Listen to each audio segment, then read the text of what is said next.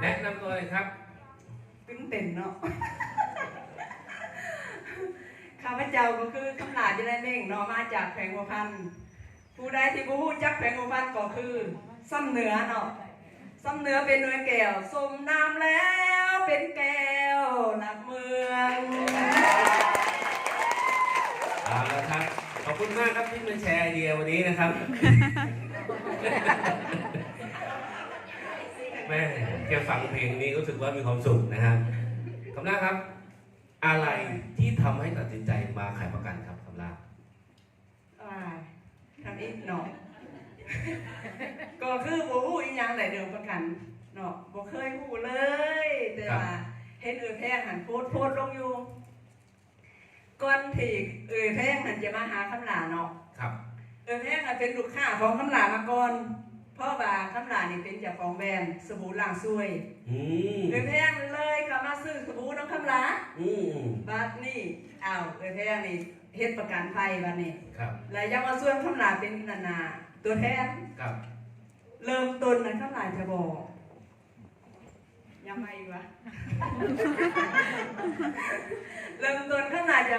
บ่ตัดสินใจที่ว่าจะเฮ็ดเลยบ่ฮู้ประกันมันเป็นเรื่องหยังเนาะบ่เคยได้ศึกษามาก่อนเลยและครั้งแรกก็คือบ่เคยได้นั่นแหละเนาะแพงก็ออกไปก่อนแล้วประมาณอาทิตย์กว่านี่แหละแพงเข้ามาอีกถือถุงเข้ามาถุงประกันภัยนี่แหละหิวเข้ามาแล้วก็สักคำละเมื่อจะเป็นตัวแทนอะไรนี่น่ะตัวแทนนี่อย่างไรตัวแทนประกันภัยว่าซั่นเป็นก็เป็นบ่ยากนะคะก็ถ้าว่าเป็นนี่เฮาก็จะส่วนหมู่ส่วนขู่ส่วนอายส่วนนอกส่วนญาติของเฮานี่แหละมาขายด้วยกันเนาะเพราะว่าตอนที่เฮามีเงินเฮาเอาเงินเขาเจ้าแล้วมื้อนึงเงินจะหมดไปแต่เฮามาสร้างอาชีพให้เขาเฮาแบ่งปันความรู้ให้เขาและเป็นเขาสามารถสร้างรายได้ให้แก่ตัวของเขาอยากเก็บกินบ่แม่นตลอดชีวิตของเขาขนาดเลยนึกคิดเห็นคำนี้ออกมาของหัวใจของคำหลาเองเนาะแล้วก็แบ่งปันโตพี่โตน้องโตลูกโตหลานของเขาเนี่ยแหละที่มาขายนำคำหลาเลยเนาะตอนนี้นี่ชวนญาติพี่น้องเลยครับมาขายนี่กี่คนแล้วคำลาประมาณ10 กว่า10 กว่าท่านแล้วเนี่ยอยู่ในอาชีพนี้มากี่เดือนแล้วเดือน8มาเดือนกี่เดือนน่ะ4 เดือนนี่เนาะ4 เดือนนี้นะครับไปขายนี่นะครับลูกค้าปฏิเสธไหมก็จะมีเนาะส่วนหลายก็จะมีปฏิเสธแต่ว่าคำลาบ่ถอยทำไมถึงไม่ถอยครับเพราะว่าอาชีพนี้คืออาชีพมั่นคงที่คำลามักอยู่แล้วเนาะอยากสวยคนอยากสวยคนอันดับ1ก็คืออยากสวยเขามีรายได้อันดับ2ก็คือเขามีความคุ้มครองอันดับ3ก็คือเขาออมเงินเพื่อลูกเพื่อหลานเขามีการศึกษาเนาะมีทุนการศึกษาพอทำไปแล้วเนี่ยนะครับขายให้ลูกค้าปฏิเสธบ้างตอบรับบ้างเลยครับคำล่าเห็นอะไรครับกับอาชีพนี้ก็ใครจะปฏิเสธก็แล้วแต่คำลาเดินต่อไปอย่างเดียวบ่ถอย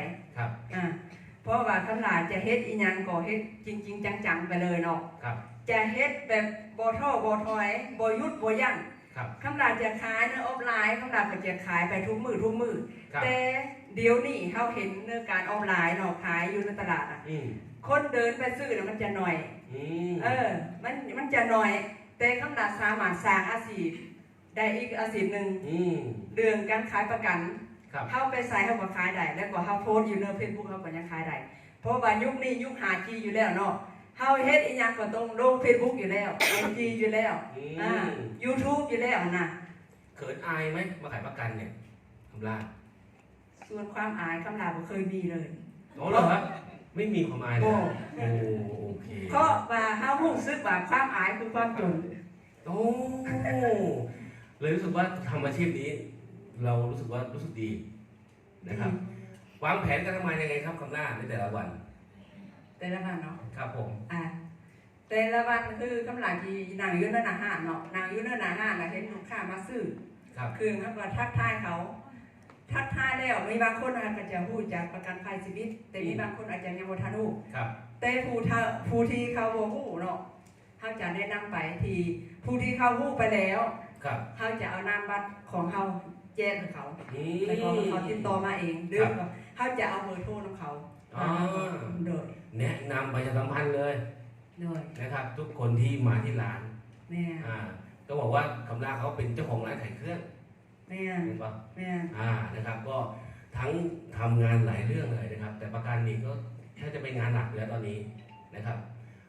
ถามนิดหนึ่งนะครับ พอมาทำงานที่เอทีคนไทยประกันภัยเนี่ยคาดหวังอะไรกับบริษัทครับ คาดหวัง ครับ ก็คืออยากมีรายได้ต่อไปตลอดเนาะคำลาจะบอกโทษถอย ครับ เกี่ยวกับการขายประกันมื้อนึงถ้าเฮาบ่มีประกันเนาะ ครับ เฮาจากไปกลายเป็นศูนย์ ครับ แต่อยากเธอพี่น้องของเฮาลูกหลานของเฮาทุกคนน่ะนะครับ ต่อมีประกัน ครับ ไปกับคำลา อืมเวลาปิดการขายคำแรกครับ หลายๆคนก็ไม่รู้จะปิดลูกค้ายังไงนะครับ ปกตินะครับ ส่วนใหญ่คำแรกปิดการขายที่ปิดยังไงครับ คำลาจะปิดแบบง่ายๆสบายๆเลยคำลา ปิดยังไงครับ คำลาจะแนะนำเขาเนาะถ้าว่าซื้อประกันไปแล้วเนาะและมีความคุ้มครองถ้าเฮาบ่ซื้อนี่นะบันหนึงถ้าเฮาจากไปกลายเป็นศูนย์และลูกของเจ้านี่นะอายุเกินนับตั้งแต่หนึ่งปีขึ้นเมื่อเนาะ ครับ และมีความคุ้มครองเฮาจะถีบสตางค์ประเทศให้เขาฮู้เนาะ อืม ส่วนหลายจะเป็นส่วนเทาคำลาขายมาน่ะ ครับ กำลังค้ายมาเป็นส่วนเทาแต่เขาจะติดตามอยู่อเมริกาเนาะส่วนเทาเนี่ยติดตามอเมริกาหลาย แล้วเขาจะพูดจักเรื่องการซื้อประกันภัย อืม ครับเอาละครับ พอวางแผนแบบนี้ทำงานแบบนี้นี่เหนื่อยไหมครับไปขายประกัน ความมาเหนื่อยนะก็มีแต่ว่ามันคือความบังของเขาอ่ะมีเป้าหมายของเขาอย่างชัดเจนคืออีกอย่างก็มาขวางทางเขาอะไรอยู่แล้ว อืมวันนี้นะครับ เป็นตัวแทนอันดับที่หนึ่งนะครับ ที่ติดรูท MDRT นะครับ FYP ตั้งแต่150 ล้านขึ้นไปนะครับ อันนี้รู้สึกยังไงครับคำล่า คู่สึกก็ผู้สึกว่าขอบใจตัวเองเนาะขอบใจตัวเองที่บ่ย่อมโทษถอย ครับ แล้วก็ขอบใจทางเอ๋ยแพงที่เอาคำหลามาเขามาเป็นตัวแทนเนาะขอเสียงตบมือกับท่านเอ๋ยแพงกินยันทกิจได้เนาะ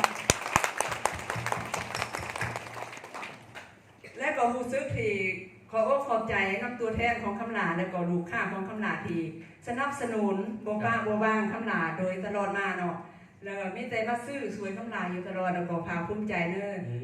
ทุกๆคนทุกๆฐานทุก ครับ พี่น้องเลยเนาะเลยมาเป็นสุดท้ายนี่ก็คือได้เป็น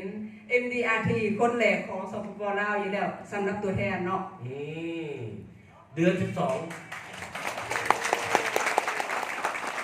เดือน 12ครับแล้วตั้งเป้าหมาย FYC เท่าไหร่ครับรายได้ เดือน 12 ได้ ครับ ส่วงนี่ก็ส่วงย่างจะกินเจียงเลยเนาะคำถามก็ติดภาระอีที่หนาห้านเนาะลูกค้าจะมาหลายวันนี้นะแต่ถ้าก็ต้องการที่หารายได้อยู่ในหนาห้านแด ครับ และจะหาโอกาสไปหาลูกค้า ครับ ทางประกันภัยแดแล้วก็จะคอยเวลาเนี่ยจะเอา20 ล้านค่ะเดือน12 เอากี่ล้านนะ FYC 20 ล้าน 3 ล้านมั่นใจไหมครับว่าเดือนนี้ FYC 3 ล้า มั่ น นใจ100% มั่นใจ 100% นะครับ สุดท้ายครับฝากข้อคิดดีๆนะครับกำลังใจให้กับทางเพื่อนๆเลยครับ ก็จะขอคือแพทย์ทุกฐานหรือว่าทุกคนอยู่ในนี้แหละเนาะหรือเป็นอีหยังก็ตามเบิ่งในตัวของคำหลาเป็นแบบอย่างแต่ว่าอย่าเอาคำหลาเป็นแบบอย่างก็แล้วกันเนาะคำหลาจะทุกคนเอาเป็นแบบอย่างแต่ก็บ่เป็นแบบอย่างทุกคน เพราะว่าคำหลาจะไปหาลูกค้าทุกคนนี่นะบางเทื่อนี่เฮาอยากพบลูกค้าเนาะเฮาต้องจกเงินอยู่ในกระเป๋าของตัวเองนี่นะไปซื้อสินค้านำเขาเจ้ามีบางคนนี่เฮายักล้มเขาจักจะเฮ็ดอะไรจังสิได้ล้มเขา ครับ จำเป็นเนาะจำเป็นอะไรทั้งที่สินค้าตัวนั้นเขาบ่ต้องการอยู่แล้วแต่เขาจกเงินของเขานี่นะเอาไปซื้อสินค้าของเขาเพื่อเอาเงินตัวนี้นะไปซื้อสินค้าเขาเขาได้ร่วมกับเขาเนาะอันตัวนี้คือบ่ทุกคนเอาข้าวหลามเป็นแบบอย่างนะ